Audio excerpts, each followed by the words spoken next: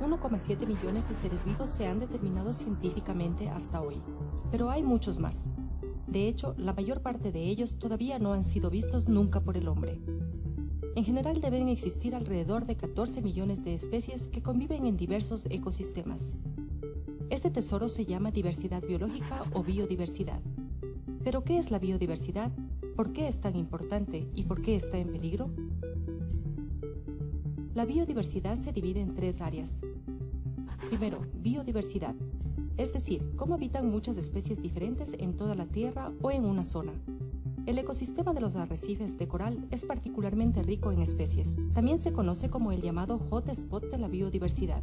En todo el mundo hay cerca de 800 especies de corales de arrecifes. A esto se suma todavía los corales blandos. Alrededor de los corales se encuentran diferentes especies animales y vegetales, como por ejemplo los erizos de mar, cangrejos, esponjas, anémonas, tortugas, pulpos o medusas. Estos se nutren del arrecife e incluso a veces de los mismos corales. Estas especies crecen en ellos o los utilizan como escondites. Además, los peces depredadores como barracudas o tiburones encuentran en el arrecife su comida. En general tienen los arrecifes de la Tierra hasta 9 millones de animales, de los cuales 4.000 son especies de peces. La segunda área de la biodiversidad es la diversidad genética dentro de las especies. Los tomates, por ejemplo, hay en diferentes variantes, de color rojo, amarillo o verde. Pueden ser pequeños, grandes, puntiagudos o redondos. A veces su sabor es dulce, a veces amargo, a veces ellos son sólidos o a veces suaves. Sin embargo, todos ellos son de la misma especie. La tercera área es la variedad de ecosistemas. El arrecife de coral es solo uno de los ecosistemas de nuestro planeta. También océanos, praderas, bosques, lagos e incluso desiertos son ecosistemas. Cada centímetro de la Tierra es el hogar de especies que son dependientes entre sí en una red compleja. Una alta diversidad biológica es un gran tesoro y tiene muchas ventajas. Primero, mientras mayor es la biodiversidad de nuestro ecosistema, más robusto es este. Su adaptación a las amenazas externas es mejor, por ejemplo, cambio climático o agentes patógenos. Segundo, una alta diversidad biológica es valiosa desde una perspectiva económica. La producción agrícola de animales y plantas útiles son la principal fuente de alimento para los seres humanos. Las regiones con alta diversidad biológica atraen a turistas, y estos son importantes porque generan ingresos para la población local. Además, la diversidad biológica es también importante para la medicina. Sin embargo, solo el 1% de las plantas han sido probadas mundialmente por su eficacia médica. Tercero, las regiones con una biodiversidad ofrecen la oportunidad de disfrutar la naturaleza y descansar. También refuerzan la sensación de hogar de un pueblo. Por desgracia, la biodiversidad está en peligro. Cada día mueren seres vivos de manera irrecuperable. En la lista roja de especies de la Unión Mundial para la Naturaleza hay muchos animales que es probable que estén en peligro de extinción, entre los cuales hay especies de los arrecifes como los tiburones y tortugas, así como muchos otros animales como los osos panda, rinocerontes, tigres y gorilas. Además de estos ejemplos bien conocidos, el 41% de los anfibios, el 33% de todos los corales formadores de arrecifes, el 25% de los mamíferos, el 13% de las aves y el 30% de las coníferas. La situación de las plantas y los animales luce peor aún. La industrialización de la producción de alimentos causa cada vez una mayor armonización de las categorías. En los últimos 100 años se han perdido cerca de 3/4 partes de los cultivos agrícolas. El hombre amenaza la biodiversidad de diferentes maneras. Los bosques están siendo talados para abrir pastos para la producción de carne. En vastas zonas se plantan monocultivos, por ejemplo, para la producción de bioesprit. Las aguas se ven afectadas por veneno, fertilizantes y residuos. A esto se añade la expansión de tierras, por ejemplo, la casi extinción del tigre en la India. Los océanos son explotados por las redes de pesca. Los animales salvajes son fuertemente cazados. Los bosques tropicales están siendo talados para el mercado de madera. Otro problema surge cuando las especies exóticas migran hacia los ecosistemas. A menudo son desplazadas las especies nativas.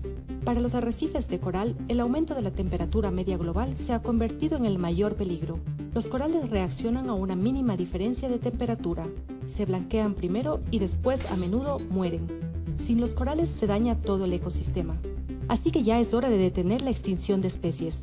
Aunque parezca difícil debido a las diferentes causas, no es imposible. Solo si se toman en cuenta todos los factores y los abordamos, podremos preservar la diversidad biológica para las futuras generaciones.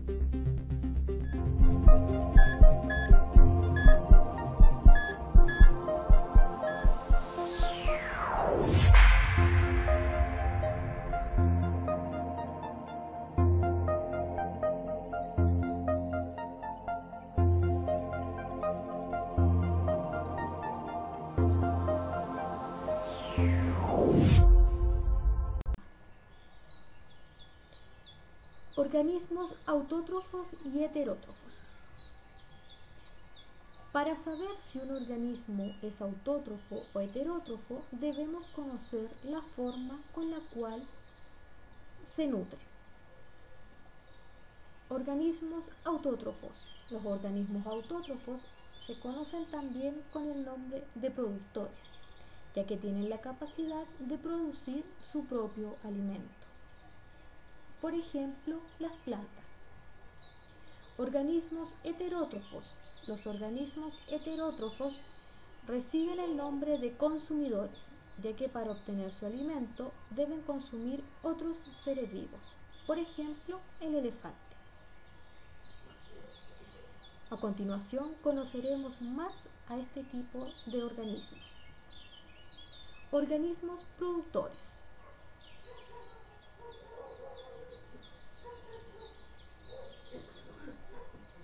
Estos organismos, también llamados autótrofos, se nutren por medio de la fotosíntesis.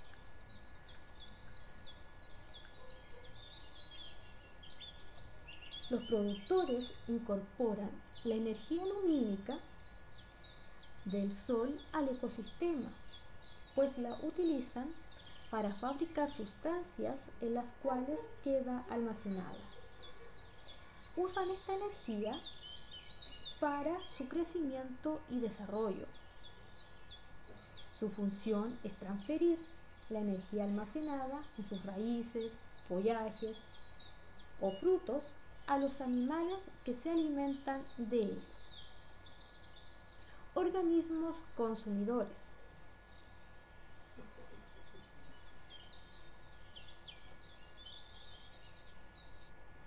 Estos organismos, también llamados heterótrofos, obtienen los nutrientes que necesitan para su crecimiento y desarrollo, alimentándose de otros seres vivos.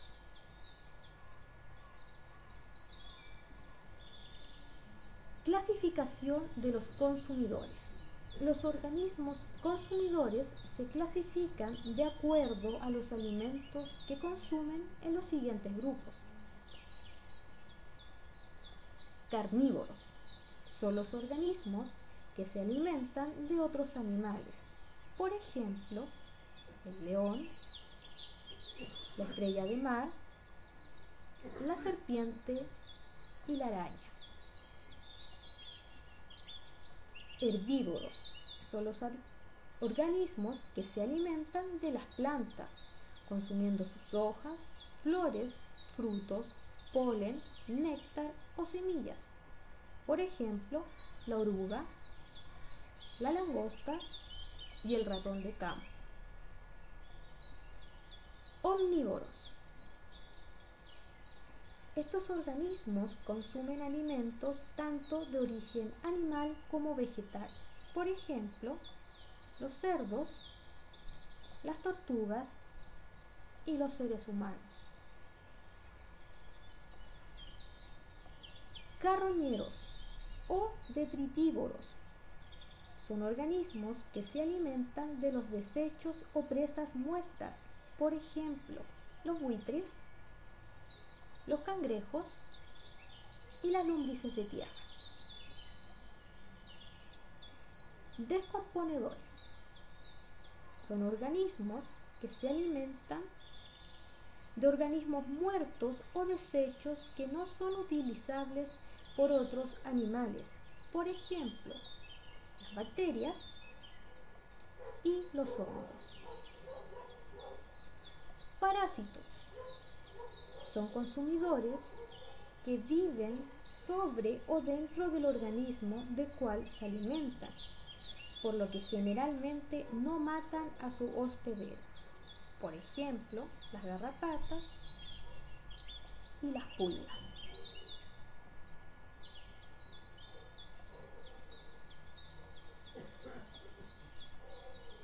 Resumen. Los organismos se clasifican en autótrofos y heterótrofos. Los organismos autótrofos son productores porque fabrican su propio alimento. Los organismos heterótrofos son consumidores porque para alimentarse necesitan consumir otros seres vivos. Los organismos consumidores se clasifican en 6 grupos dependiendo del alimento que consumen.